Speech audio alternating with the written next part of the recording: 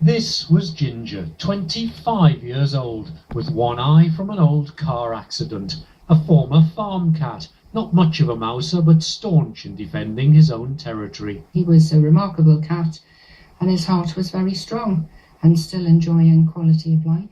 Ginger was often in the garden, but would sometimes go through a hole in the fence to get to the front of the house. There, it appears, someone saw him, and thinking him a stray, took him to the dog and cat shelter. 3 hours later, Ginger was dead.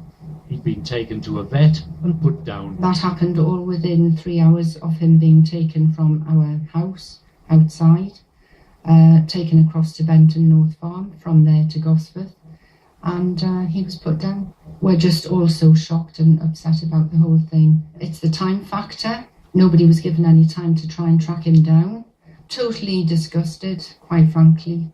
The vets, Blytheman and partners, say Ginger was put to sleep because he was in pain. We were presented with a very thin, elderly cat, crying in pain and having difficulty standing. He was examined by 2 veterinary surgeons and was screaming in pain due to a tooth root abscess. The decision was made to euthanise on welfare grounds and was necessary to alleviate suffering.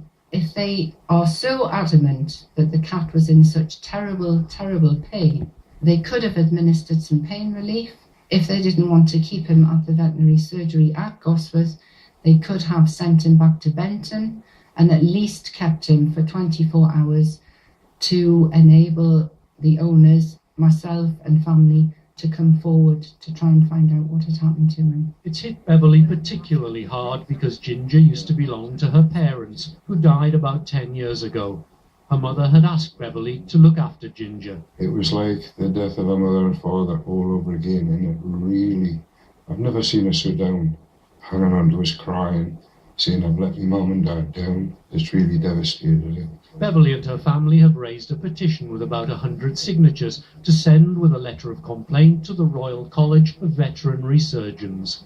Well, this is Ginger's final resting place, here in the garden where he used to lie in the sun, and Beverly and her family will be planting something as a memorial on the site. They know that nothing can bring him back now, but they hope that the petition and what they're doing now will mean that other people don't have to suffer the anguish that they've gone through. Derek Proud in Newcastle.